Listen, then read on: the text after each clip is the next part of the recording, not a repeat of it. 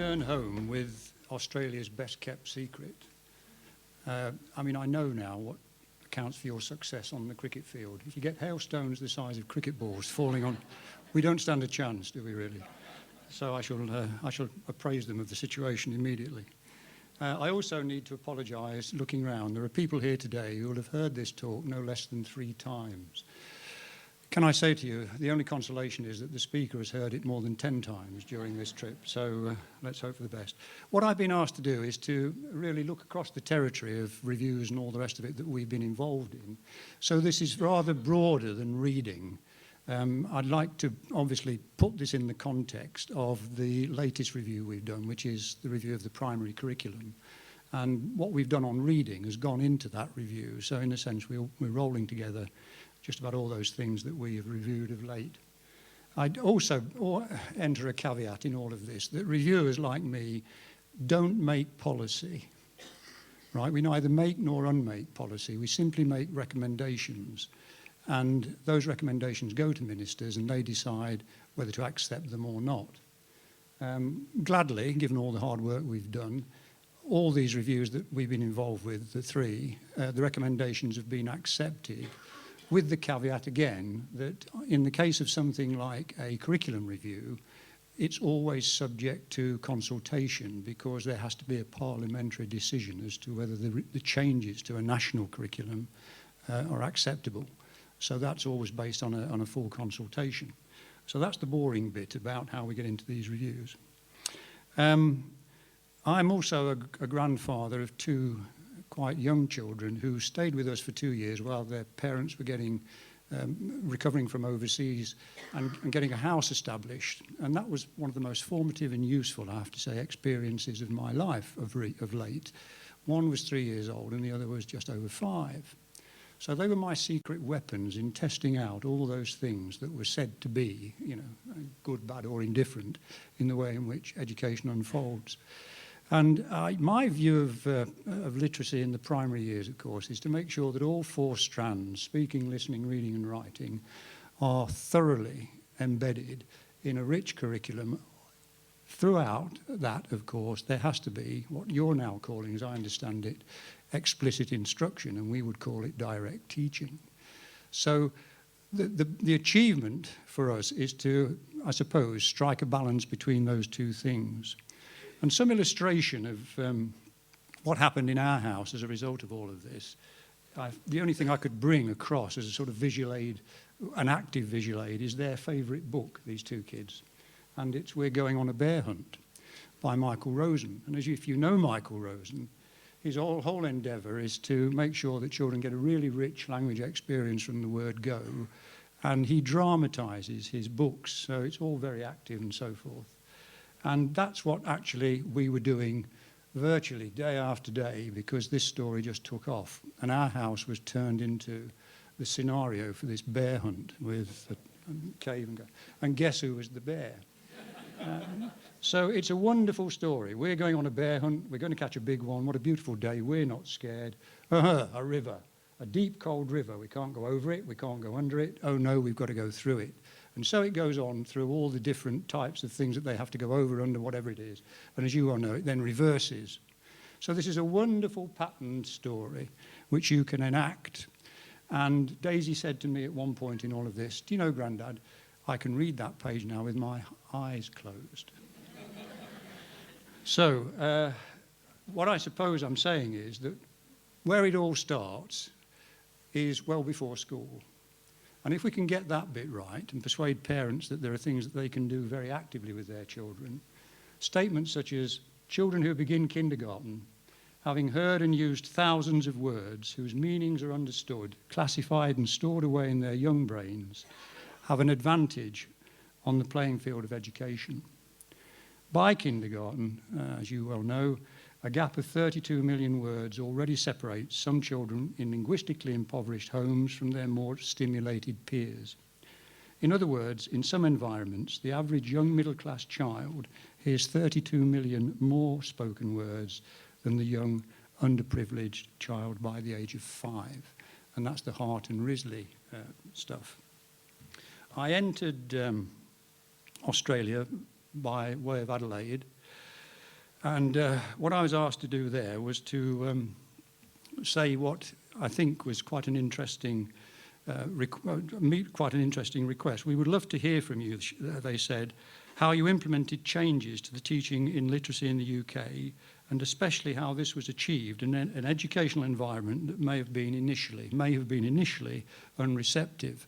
That's probably the understatement of the year. And the second thing they asked was, we have admired from a distance how your review of best practice in the teaching of early reading has been translated into action. And I had to say to them, distance adds enchantment to the view. We have not reached the tipping point where we feel we need to be, but there are certainly some green shoots which I hope to explain. So, we're on the way, but it would be totally disingenuous to try to persuade you that we've by any means reached the goals that we set for ourselves.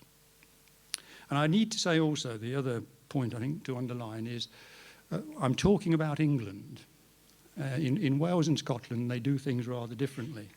My favourite story about all that is that in 1996, I went to a lecture at the London Institute, and the speaker said, when it comes to education, the Welsh have a love for it, the Scots have a passion about it, and the English don't object to it. And the next year, of course, he was elected Prime Minister, and he put forward his three policies for not just education, the whole shebang, and he said they are, as you know, education, education, education. An unlooked for consequence of all of that, which I think was massively positive, was the way in which primary education then came to the fore, because it had certainly been regarded as something of a Cinderella of the system. And one CEO at that time, around about that time, said, primary education is of secondary importance. Couldn't possibly say that now. I mean, we have benefited massively for the spotlight that's been shone on primary education, even with regard to things like, the disappointing performance in reading when this present government came into power. So part of the response has been a very big injection of resources into primary. Quite unprecedented, I think. We've now had a rise, I think, in terms of financial resources, certainly, of something like over real terms rise in 56%. And that's yielded very many benefits. The reviews now are all part of what we're calling the Children's Plan. And the Children's Plan, under the present Secretary of State, is a sort of refreshment of all the policies that were in place, and indeed some additions to that over the next 10 years. So these reviews are all pretty much part of now a National Children's Plan. The two reviews that are shown there are the curriculum review, which we've just completed and is now out for consultation, and this review, which is a review of personal, social, health and economic education. And that, I'm showing that one because that's also been a very controversial review for primary, because it's going to become statutory in 2010. It's not at the moment a statutory requirement of primary education to actually have that included, as it were, in the curriculum. But by 2010 it is. And that signals what I think is has been a continuous problem for us, that we, by accretion, tend to add more and more to a national curriculum. And then, when we realise that it's silting up, we have a review. And that's not an altogether healthy position. We want to make it less reactive and more proactive in terms in which the curriculum is reviewed. So that's probably, quite an important message for those who are looking at the English scene to understand. We're structured in key, for the purposes of primary education, or secondary education too, we're structured in systemically in key stages, and with them goes obviously assessment tests, if you like, to map children's progress. At 0 to 5, we now call the early years foundation stage, and a new curriculum, although they don't like to call it that, was introduced in 2008. So that's a relatively new area of curricular development, and it's assessed, obviously, by teacher assessment. I mean, it's carefully moderated teacher assessment to what we call an early years foundation stage profile.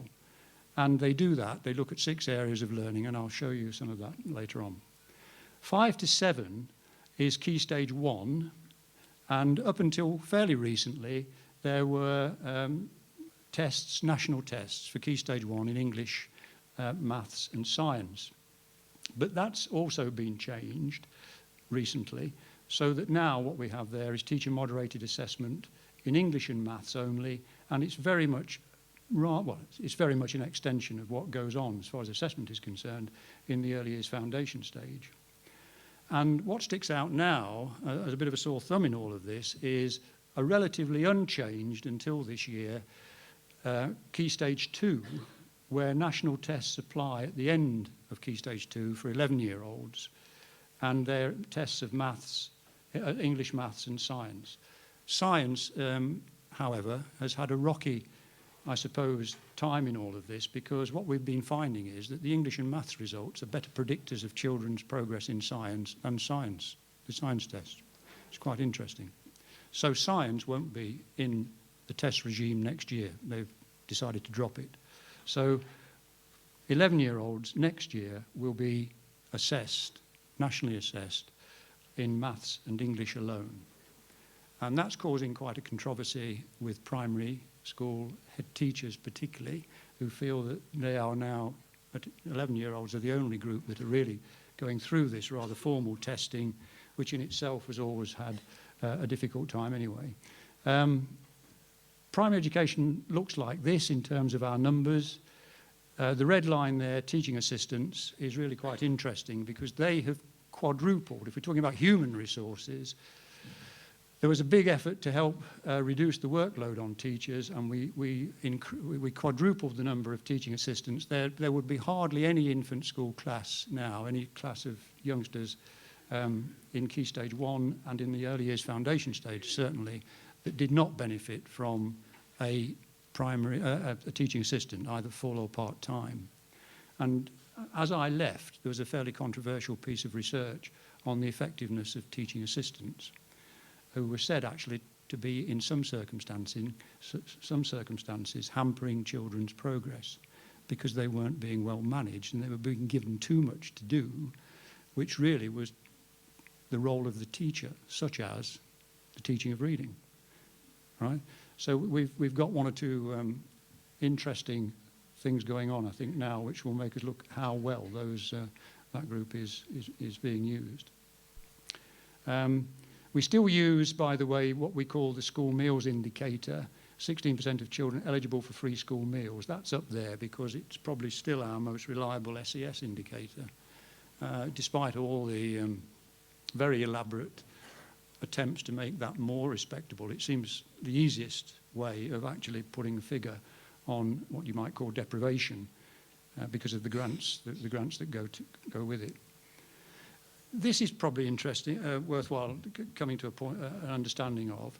If we look at what you might call centralising initiatives, as far as the English system is concerned, the first one, of course, is 1989, when we introduced the statutory national curriculum.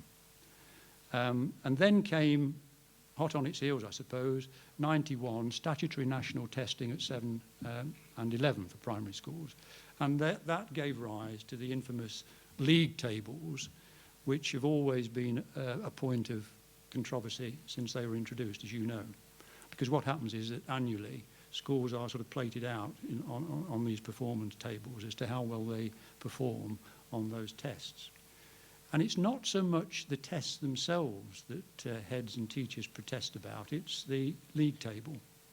So it's not that they're saying we don't want children to be tested and we don't want children to be assessed by hard data, as it were. Quite the opposite. What they're concerned about is what they sometimes, or very often see, as unfair comparisons, school by school, because other things are not taken into account.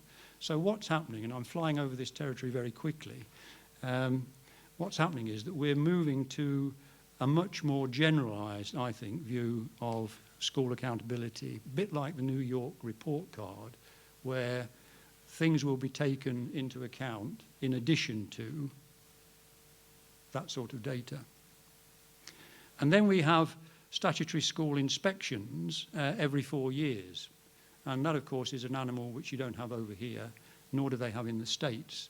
But we, by tradition, about 150 years of inspection, I think the system has had time to evolve and adjust to that. And we actually find that that's quite an important lever on many of the things where immediate action is needed. Because those inspections apply not just to schools, they also apply to teacher training. And that, believe it or not, offers all sorts of interesting possibilities, which we might refer to later. Then we have, in 1998, when this government came into power, the strategist for them was Michael Barber, who introduced non-statutory guidance and the National Literacy Strategy. Also introduced the National Numeracy Strategy. And by the way, that 5-year gap that Jeff was referring to on reading, I think if you look at what's happening in mathematics, certainly we did this quite a long time ago, the gap is even wider. I think it was about 7 years. So some quite interesting data on both of those when you look at that spread of attainment. It's not just reading that you know, shows those sorts of figures. Maybe we ought to be cuter on making sure that we look at the whole range of what it is that's giving rise to those things. Anyway, the national statutory, the non-statutory guidance on the literacy strategies led to a thing called a literacy hour in primary schools. You may have heard of that too, where daily schools were expected to follow through on a prescribed programme for that literacy hour, which, by the way, included phonic work. But when we looked at it, we inspected it from the word go and carried on inspecting it and monitoring its progress, this literacy hour business and the national strategy. The thing which kept falling out of the hour, was treated least well, was undoubtedly phonic work. So everything else was done. But when it actually came to teaching children how the alphabet works for reading and writing, what I believe, and we've said in the reading review, is absolutely essential, but not sufficient, high-quality phonic work, that was being treated less well than any other aspect of that literacy hour. Because it was non-statutory, of course, there wasn't a great deal of leverage in terms of what might be done about it. And the interesting thing about all this is that if you look at those so-called centralising initiatives, it's the 1998 non-statutory guidance which really did attempt to get to grips with pedagogy. All the rest were really about the what should be taught. And that term should be taught was controversial enough in itself when it came to putting together a national curriculum. But having decided what should be taught in a national curriculum, it was always, the stance of government that we're not there to tell teachers how to teach, so how to teach is definitely the responsibility of the schools. The pedagogy is a school decision. That changed with the 1998 non-statutory guidance because that was a direct attempt to actually say how to teach. And that caused, obviously, quite a bit of fuss. The other thing was it was presented, though non-statutory, as though it was statutory because we were inspecting it to see how well it was going. So there was a good sleight of hand there, really, which did persuade people they got to do it. It was going to be inspected and so forth.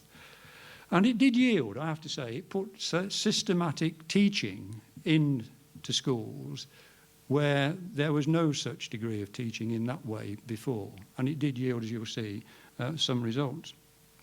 But the other important reflection on all of this, for those who are curriculum developers and are in any way concerned with improving and lifting pedagogy, is that each of those evolved from a different organisation with different delegated powers.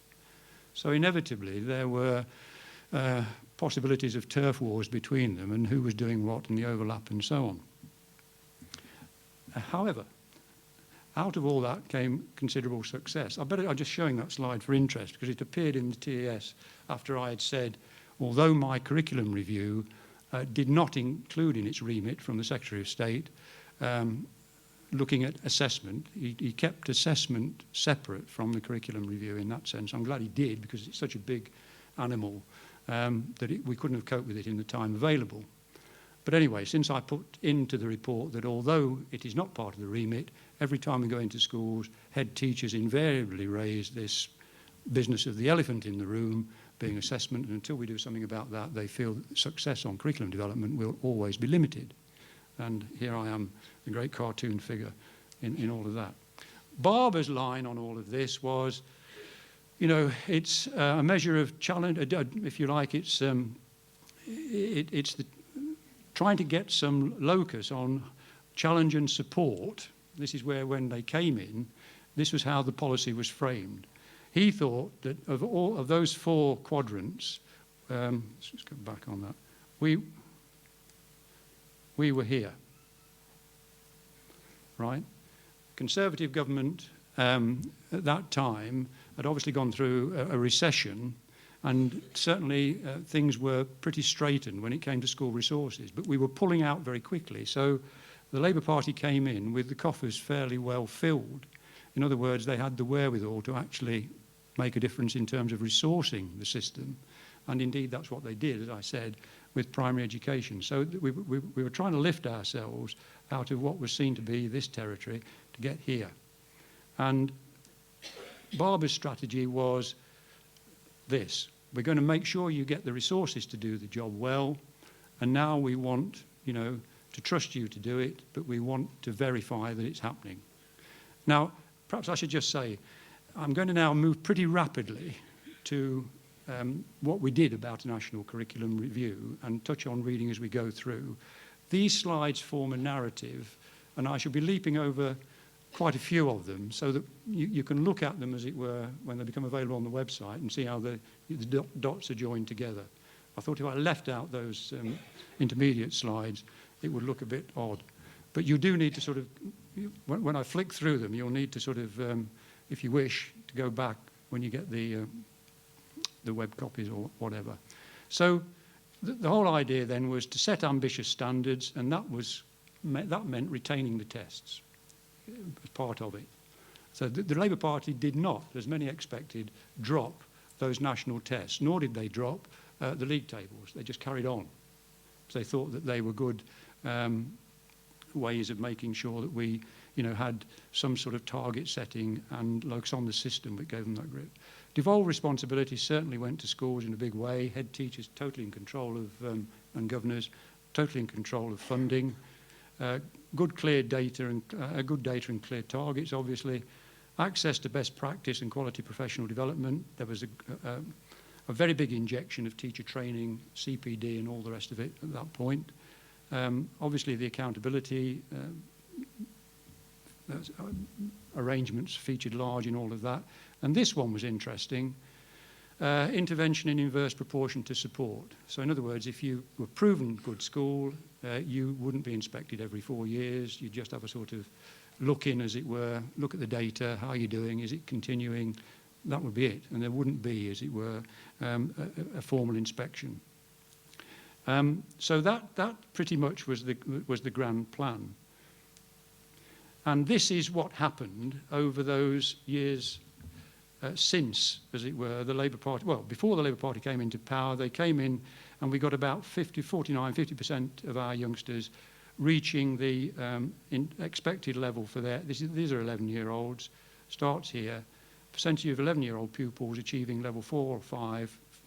Level 5 is one level above the expectation for 11-year-olds in Key Stage 2 English tests. And there was a steady rise up until about here. Secretary of State of the day said that unless they could get 80% in 5 years' time, he would resign. That was pretty safe, actually, because no Secretary of State has ever stayed in education more than about 4 years.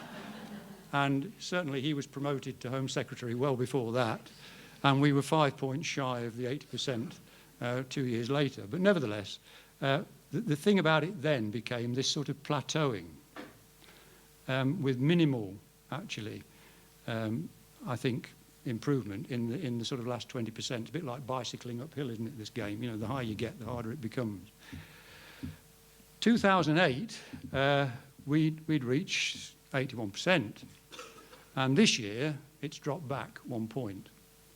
And that's caused, as you might gather, press headlines of a pretty shrill kind saying policies have failed, all this investment. But look at the rise. I mean, people are never satisfied, are they? Tony Blair popped up yesterday again, didn't he, saying, I hope you won't let perfection be the enemy of the good. He was talking about climate change. I think you could just as well be talking about educational change. I think we do need to watch the sleight of hand, and particularly, I mean, I think the suspicious use or overuse of this sort of data without qualification. But that's the, I suppose, story of our lives when it comes to reporting on progress in education.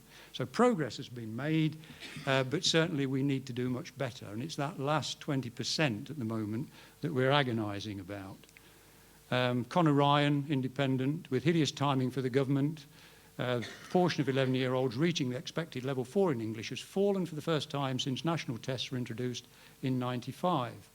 Conservatives say it shows Labour has failed to deliver.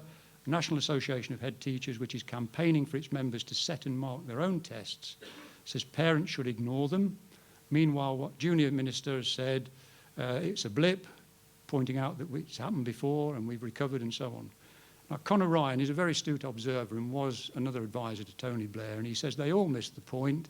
Around 175,000 more youngsters still reach the expected level each year than did so 14 years ago, a result of the combination of accountability and pressure that has accompanied the tests, including Labour's literacy and numeracy strategies. But this year's results are no blip either. They follow a pattern of little or no improvement since 2000. That is exactly, in my view, what the picture is. And the big issue is not 1 point fall in English. After all, maths recovered after 2 earlier blips, but the absence of momentum behind the 3 R's in primary schools. And that's what we're trying to address in various ways at the moment. We're also concerned about something which I understand you are too. The gap between boys and girls has persisted, particularly in English and particularly in writing as far as boys is concerned. We are making a bit of an impact on that, but it starts very early, as you know. And this is the foundation stage profile, pre-5, where the data is coming through of this order. The gap between boys and girls has remained the same at around 6 points. So that's not acceptable to us, and we're trying to address that. And we also think that we've got a long tail effect. It's, as I understand it, longer than the long tail that you've got. Our tail's longer than you. Ours is a prehensile tail, as it were. It grips very hard, and we're having a difficulty shifting it. There is a serious point in all of this, however. I mean, this is very much mapped onto the lowest socioeconomic groups. And there is a big concern that, we might be a more stratified society than others, and we've got to try to make sure that we do something seriously to move that. McKinsey report, which Michael Barber put together, he's now working for McKinsey.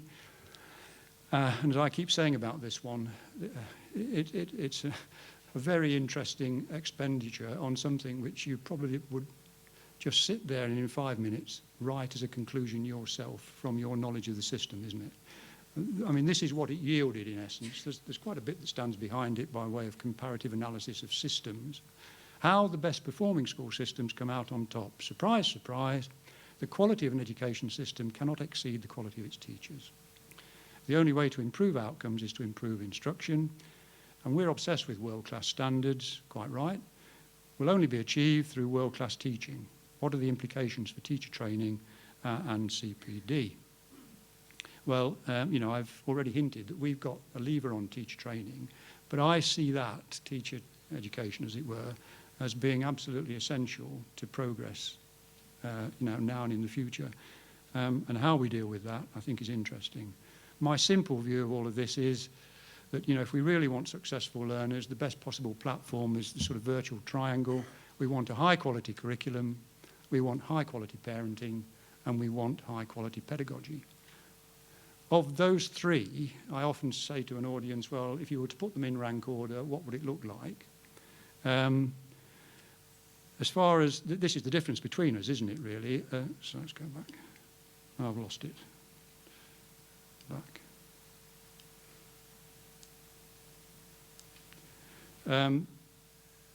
We have centralised the curriculum to a degree, so schools are not so much in control as the curriculum in England as they are in Australia, obviously.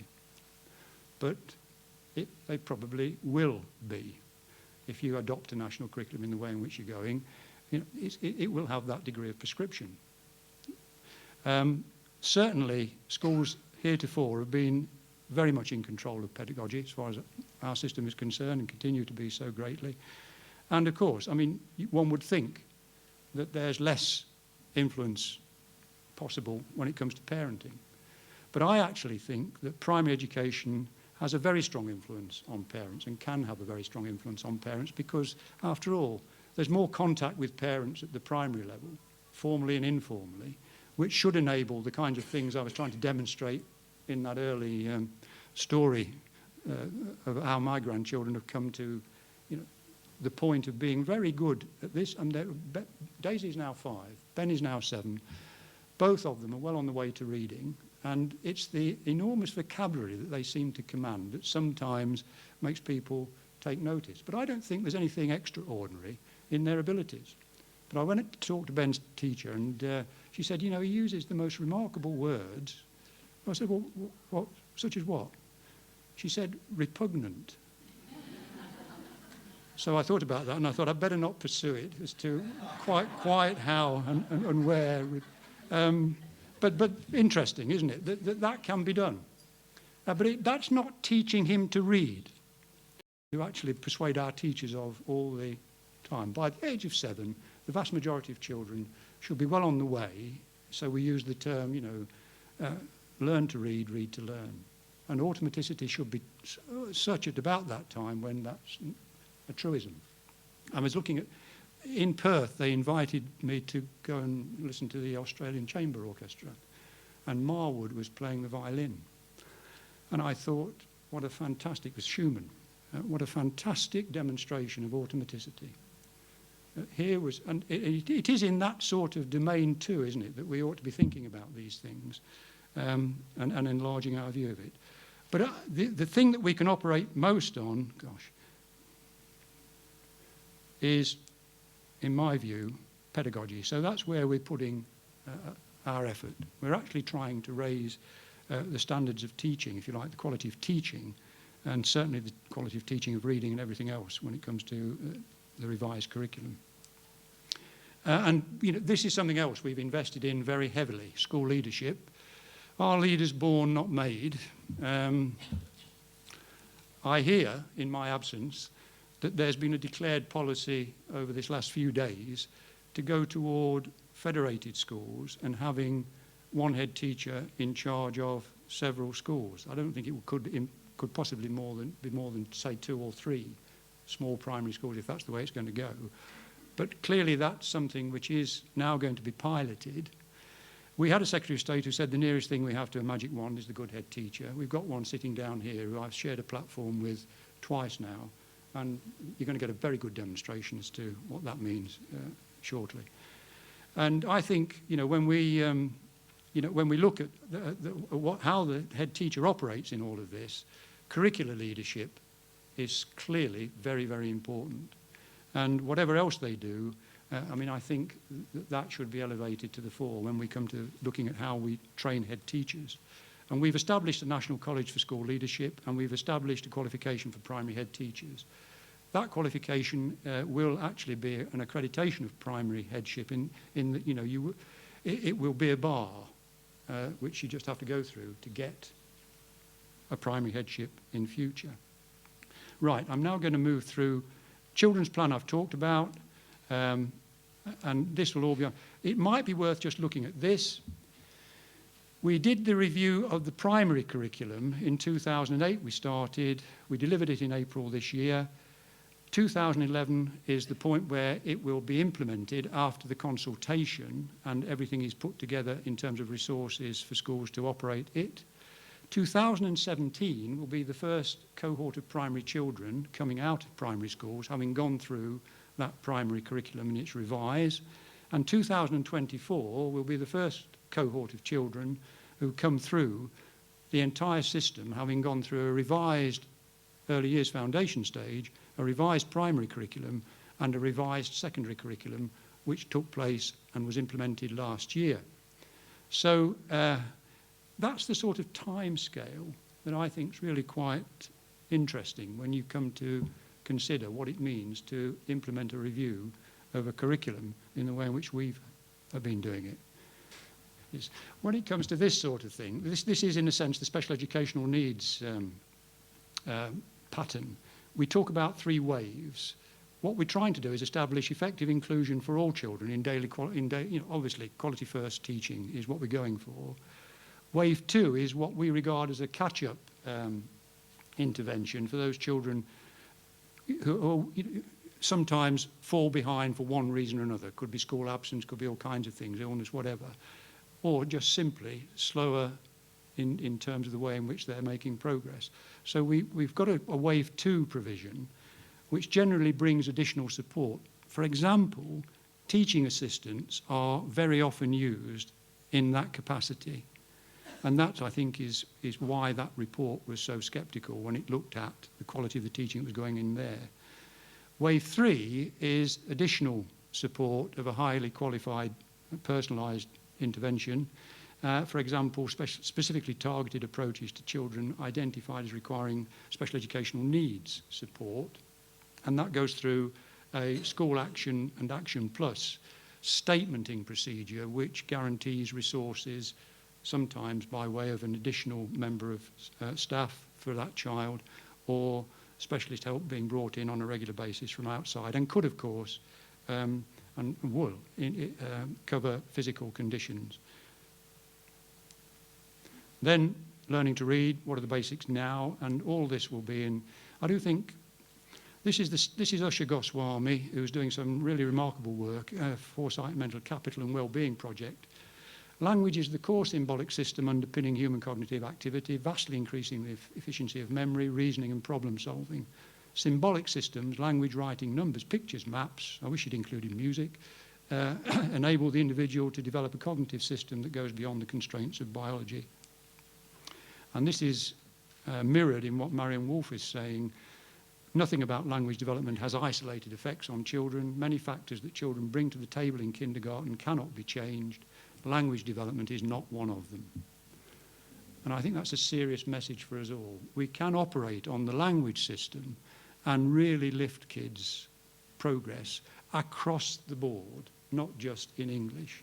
And that's something which we are striving to make sure every primary teacher understands and realises their responsibilities for so doing. The average household offers ample opportunity to give a child everything necessary for the normal development of language, she says. That's the curriculum requirement of the remit letter that I was asked to work to as far as the curriculum review was concerned. Knowledge, skills and understanding is how our existing national curriculum is built up for each subject. We had and still have quite a fight going on as to the relationship between subjects and interdisciplinary studies. If you followed the argument in the TES, that's caused quite an interesting furore. Let's go through this. I'd hardly need to spell out, right? These are so underlining all what I've said about giving focus and priority to reading and all the rest of it. Teacher and practitioner training should focus more on the principles of high quality phonic work. Getting the training institutions to do that has not been easy. We moved from the Searchlights model, as you probably gathered, in the literacy hour to what is called the simple view of reading. That's explained, and the 4 possible outcomes. So here's the simple view, and there are 4 possible outcomes if you apply word recognition processes and language comprehension processes in that intersecting model like that. There'll be some children who are good at both word recognition and language comprehension. There'll be some who have good language comprehension and poor word recognition. There'll be some who have good word recognition and poor language comprehension, and there'll be some who are poor at both. If we had the time, we could look at that in terms of a sort of, I suppose, matrix for dyslexia. That's another story. So that now, and teaching beginner readers, this is all in the national curriculum requirement. So it's no longer just a reading review that's been accepted as a one-off and is part out there as a satellite. It's now well and truly in the national curriculum. So we're not turning our back on phonics, quite the contrary. What we're trying to say is it should be regularised, should be put in and made absolutely central to what we're trying to do within the teaching of reading. And there are the big four or five that we've gone for. So phonics has moved from the 18th century view, we think. I won't read that out to you, but it might just be worth spending 2 seconds to see what your reaction is. That's how it was thought to be when Samuel Henneke was commenting on it. You'd hardly sell books on that, would you, really? And this is where we are now with people like Linnea Eyre, National Reading Panel in the States. And I think where we are from what that remarkably good report that you have, Nelson report, also had to say. And, you know, in a sense, I suppose that's what we're saying in the reading review. So those 3 reports together are telling very much a similar story. Findings show that systematic phonics instruction produced superior performance in reading compared to all types of unsystematic or no phonics. Phonics instruction is systematic when all the major grapheme phoning correspondences are taught in a clearly defined sequence. That's the, you know, distillation of it. And my view is that it should be seen as for all children, not just many or some. But there, you'll be struggling with that when you put your national curriculum together. I wanted to get to this. Subjects, this is the battle that we're facing at the moment, essential but not sufficient, just as we said about other things. And it's this problems of overload, incoherence and irrelevance for many pupils that flow from the subject approach to the curriculum that are familiar. Seamus Hegarty, who is, as you know, IEA chairman, has put this together in a paper which he wrote about the structure of the curriculum. And he says the problem has been a common reaction to the subject model has been to negotiate between the competing demands of subjects, squeeze out a little extra teaching time by looking at subject overlaps and so on, and this yields limited solutions, is likely to intensify territorial clashes as it is to foster interdisciplinary learning. And this has been the problem for us. There's the early years foundation stage set in place. 6 areas of learning is what they went for up to the age of, the end of the reception year, in which children become 5. Personal and social and emotional development, they set great store by that, see socialisation as being absolutely crucial as a priority for early years. Communication, language and literacy is in there. Problems, this is mathematics, they don't like to call it mathematics, so they've gone for problem solving, reasoning and numeracy. Knowledge and understanding of the world, physical development and creative development. When we get to 11, all that turns into the Key Stage 3 curriculum, and believe it or not, there are now 14 subjects, if we include RE, and in secondary, personal and social education has always been there. So what do we do about primary? At the moment, primary has to teach all those subjects. Each of those subjects, and now, in addition, personal and social education has been added in. Now, you know, thinking about it, that's got to be a very big ask, hasn't it, of a generalist class teacher teaching 10 and 11-year-olds most of the curriculum. I mean, we do see some shifts where somebody goes and takes a bit of PE or there's a specialist in music coming in. But I mean, that is quite a big ask, I think, by any stretch of the imagination. So, have we come up with a solution? We're trying to solve the quartz into pint pots problem. We're building this because in several ways, but just very quickly. We've designated skills for learning and life. That inner wheel is taken from the existing secondary curriculum because honestly those aims and values I think should be unifying, should be universal from start to finish. And who would fall out with successful learning, responsible citizens and confident individuals. Beneath that lies quite an interesting statement about aims and values which supports those views. But we're saying, the new core, if you like, which should run through the whole curriculum is literacy, numeracy, ICT, and attention to personal development. And but on personal development, PHSE, which is, as I say, becoming statutory, the expectation is that primary will add to its curriculum citizenship, this is through PHSE, drugs education, emotional health and well-being, nutrition and physical activity, financial management, economic understanding, safety, sex and relationship education. Take a breath. Finished. Okay. I've got to finish now. Max is waving, and I've always taken very careful notice. Builds up like that.